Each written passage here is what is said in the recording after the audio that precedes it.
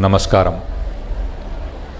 Members of the Trust Board, committee members, students, alumni, teachers, retired teachers, friends, good morning.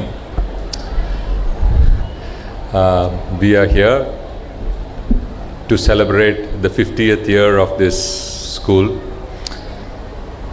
Many people have put in a lot of effort, but it's just that by coincidence I'm here, so I am taking the center stage today. Before I speak about the Golden Jubilee, let's just take 2 minutes to remember the founder on whose name this school has been built. Shri Gopal Naidu was born and had a humble beginning, born in this village of Peelamedu. The house he grew up is today the present children's school. Starting from the village, this gentleman moved on to become a very big industrialist. He owned one of the biggest textile mills in Coimbatore, became a big landlord. He was very well known. He was honored by the then government as the Rao Bahadur title, which he chose not to use during the fight of independence. Along with this, he was also a very big philanthropist. He did a lot for protecting the culture and dharma of this land. He contributed towards the local Perumal temple, as they were very strong Vaishnavas.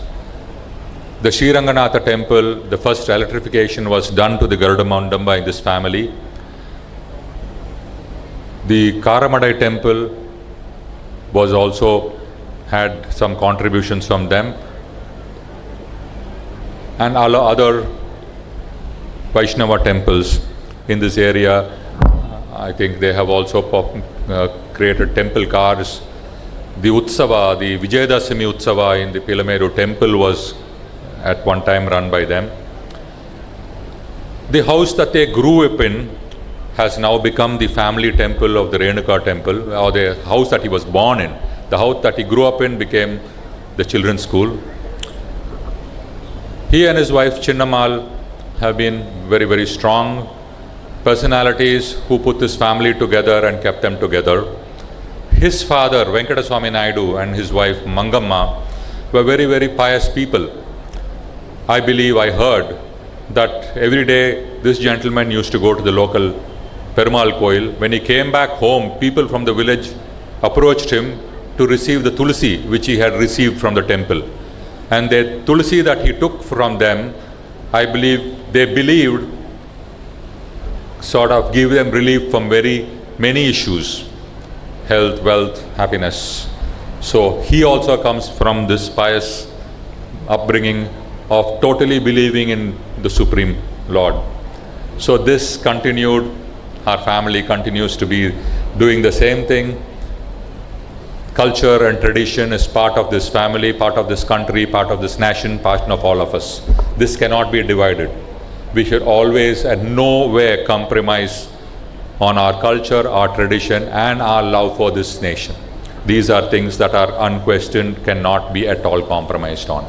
So this I ask every student here, when you move out, keeping the culture and tradition is one of the main things. You can earn, you can become very, very wealthy, but a person will be judged by the culture that he has. You might have all the money, but you might not be a culturally sophisticated person.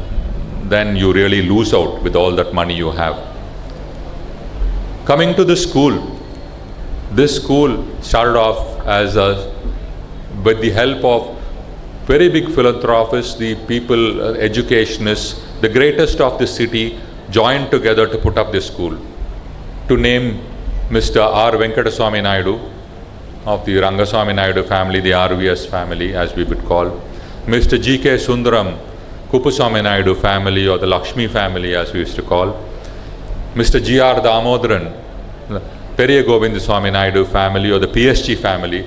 All these three people, I don't think very rarely they would have all been on one trust board and they put up this school along with the family members, then family members, Mr. P. Balasubramaniam and G.K. Vijay Kumar. I was still a minor, so I was not there at that time. The school started off as an aided school because that was what they thought was necessary to provide valuable education, affordable education to people of this area. That's how this school started, as an aided school. Soon we realized, the members realized, just with running an aided school, infrastructure cannot be built up or the school cannot grow, because whatever the government was giving was only for the salaries for the staff. So that's when one of my family members, my cousin P. Balu, and then the committee decided to put a non-aided school which came in secondary. So this school helped in the growth. Whatever infrastructure we see right now is what was built during this process.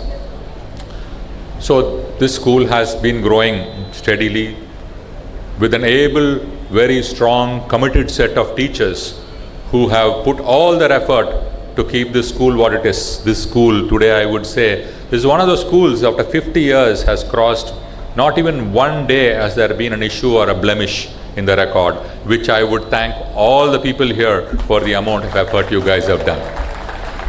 The dedication of these teachers you will see by the alumni, because they are the answers, the products of your dedication.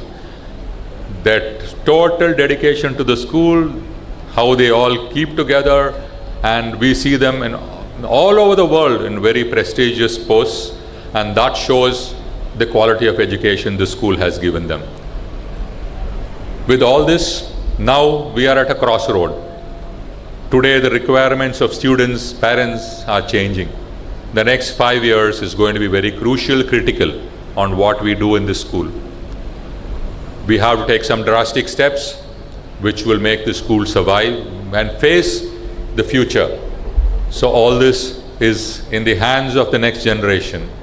All my nephews, my cousins, I think they all have to stand up, step up and face the situation and take this school to the next level. And I'm sure with all your help, with the alumni, with all of you, we will be there and we will continue growing and continue having this flag flying high.